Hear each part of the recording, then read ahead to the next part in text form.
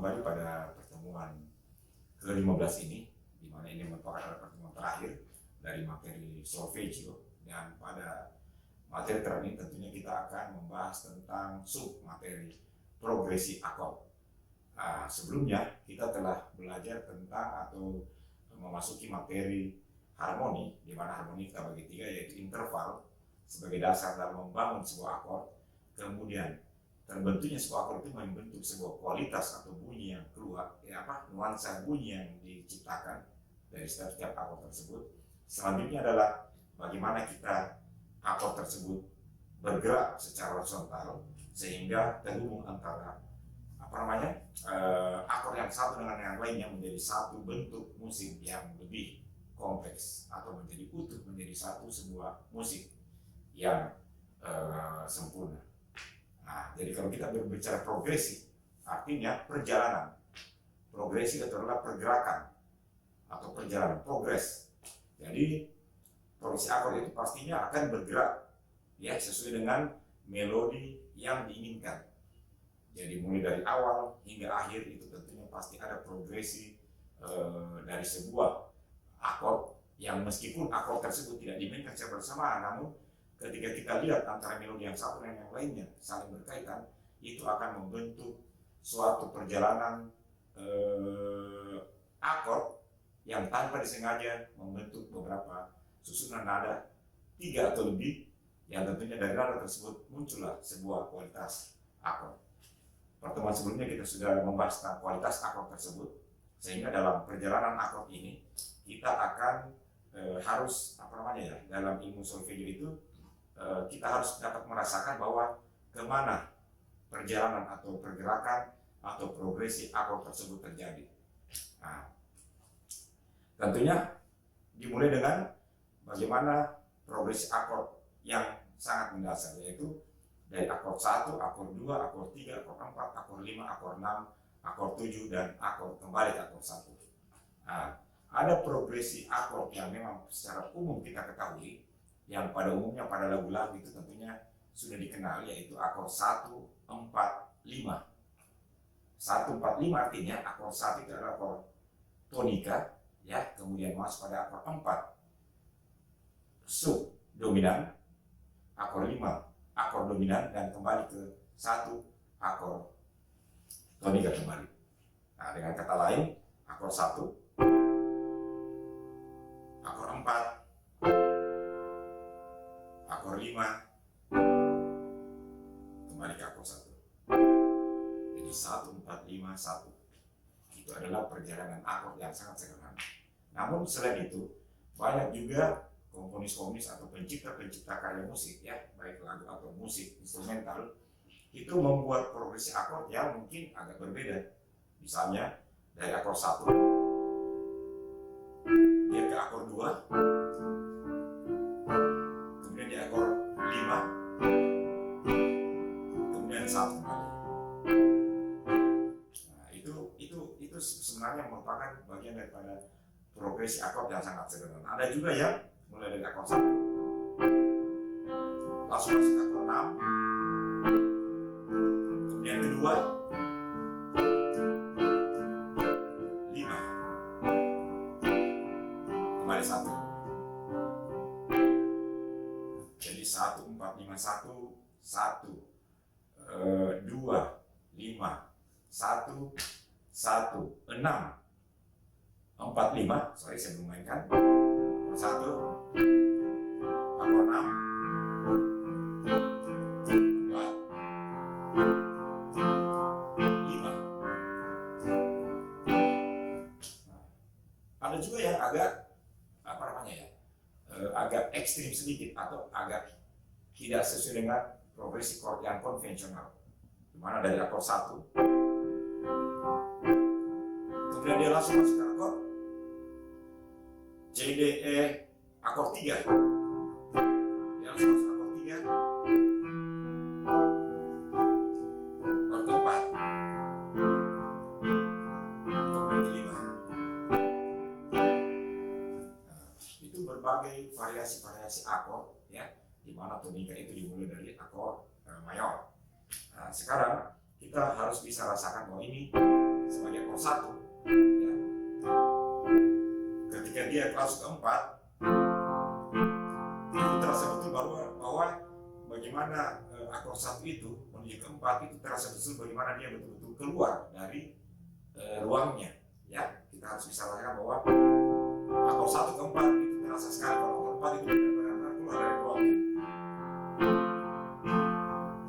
Kemudian ini adalah titik puncak, ya, akor 5 atau akor dominan, di mana ini hanya dua kecenderungan yang dia ingin tuju, yaitu akor 1 ataupun akor 6. Nah, jadi kita harus bisa merasakan bahwa dari akor 1 kemudian dia keluar, ini keluar dia sampai di puncak, kembali ke rumah. Akor 1, 4, 5, jadi ke 6. Nah, sangat berbeda ya. Jadi akor 1, 5 kembali ke 1 dengan 5 menuju ke 6. Istilahnya kalau ada dua rumah, ya, rumah kita kemudian ini rumah tetangga. Kalau akor 1, 4, 5, 1 dia keluar bermain, kemudian menuju ke tempat yang terjauh, kemudian dia pulang ke rumah, kembali ke rumah. Itu adalah ini akor 1. Keluar dia, keluar lagi, tapi ini sudah siap-siap pulang ke rumah dia. Tapi kalau dia menyeberang ke rumah tetangga sebelah, ya, seperti ini jadinya. Akor 4, keluar dia, keluar lagi, dia pulang, tapi sebelah. Nah, dia menyeberang pada rumah yang sebelah, sehingga ini juga perlu kita kemampuan mendengar kita atau menangkap kemana progres tersebut harus kita kuasai juga. Karena kenapa? Dalam membangun nanti sebuah musik tentunya diperlukan kemampuan atau kecermatan di dalam menggiring sebuah musik tersebut. Kita mau bawa kemana musik tersebut, sehingga tentunya ini akan membuat lebih variatif karya-karya musik yang akan kita buat atau kita ciptakan, ya, seperti itu. Nah, ini akor 1, kemudian kita ke 6, kemudian kita ke 2, kemudian kita ke 5, kita kembali ke 1. Jadi harus saudara rasakan bahwa ini akor 1, ya. Akor 2. Nah, sekaligus di sini sebenarnya bisa kita tekankan bahwa akor 1 itu adalah mayor, akor 2 adalah minor, akor 3 minor, akor 4 mayor, akor 5 mayor, akor 6 minor, akor 7 adalah diminis, ya. Kemudian kembali ke akor 1 mayor. Nah, itu adalah susunan akor beserta interval atau nuansa-nuansa yang dimunculkan. Nah, sehingga kalau kita mainkan secara lebih kompleks lagi dengan akor yang lebih lebar, akor 1, akor 2 minor, akor 3 minor, akor 4 mayor, akor 5 mayor, akor 6 minor, akor 7 diminis, dan kembali ke 1. Nah, ya, jadi kalau saya langsung dari akor 1 minor 5, akor 1 5, ya. Nah, seperti itu. Jadi akor itu sangat sangat kompleks sifatnya, sehingga memang dibutuhkan kemampuan mendengar yang lebih kompleks juga. Karena terkadang ada di akor 1, ya, ke akor 2 yang tadinya minor, ini minor. Tapi ada beberapa biasa karya yang kita dengar dari akor 1, mungkin kalau dia mayorkan, ini dimayorkan dia. Saya langsung berubah, dia menjadi akor mayor. Nah, seperti itu. Dari akor 1 seperti ini, akor 2 nya dimayorkan. 5. Akor 1. 1. Akor 2 dimayorkan. Nah, berbeda dengan yang konvensional, akor 1.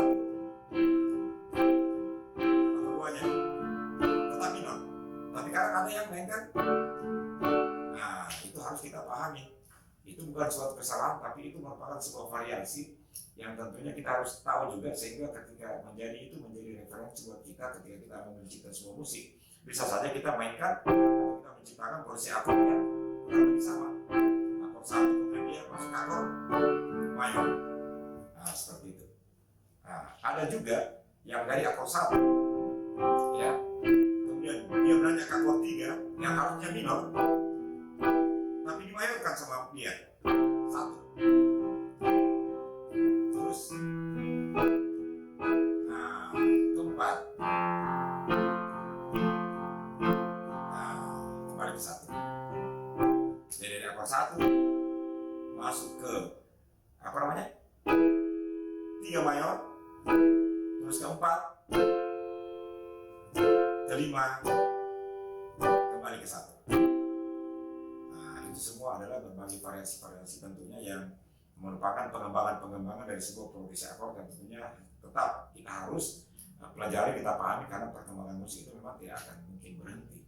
Bisa saja ada akor nanti yang mungkin lebih progresif atau lebih lebih kompleks sifatnya, sehingga itu menjadi suatu pengetahuan baru buat kita. Nah ada juga jenis akor dari akor 1 ya, kemudian masuk ke akor 3 mayor tadi, kemudian keempat, kemudian keempat tetap ditahan tapi diminorkan. 1 akor 3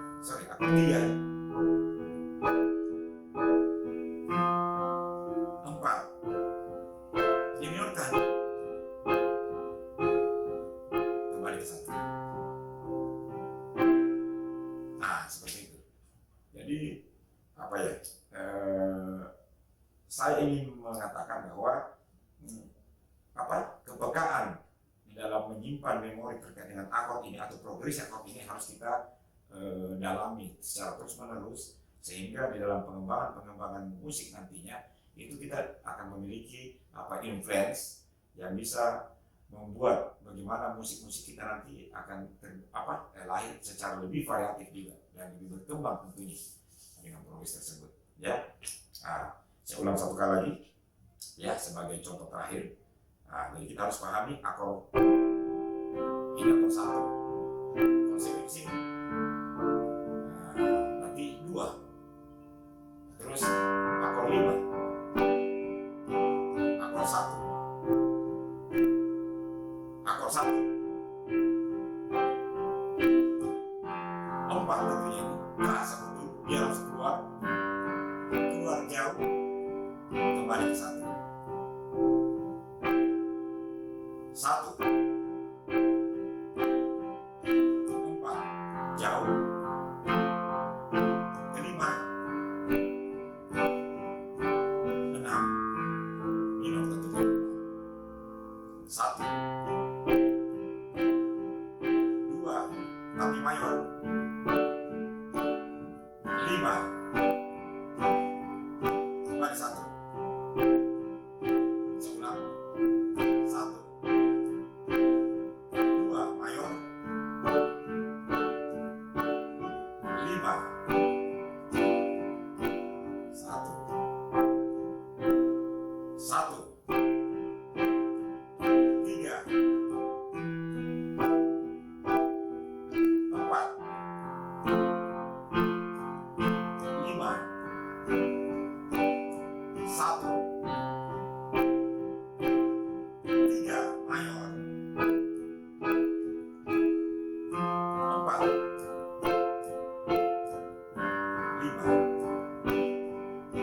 satu,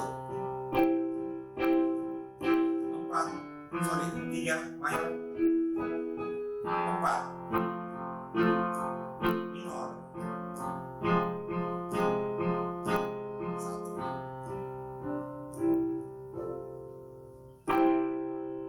Ya, saya kira itu adalah merupakan tadi materi terakhir, dan tentunya progresi akord ini menjadi penutup dari seluruh rangkaian mata kuliah solfeggio ini, dan tentunya seluruh rangkaian tersebut jika kita pelajari secara maksimal tentunya akan menjadi modal kita sebagai sebagai seorang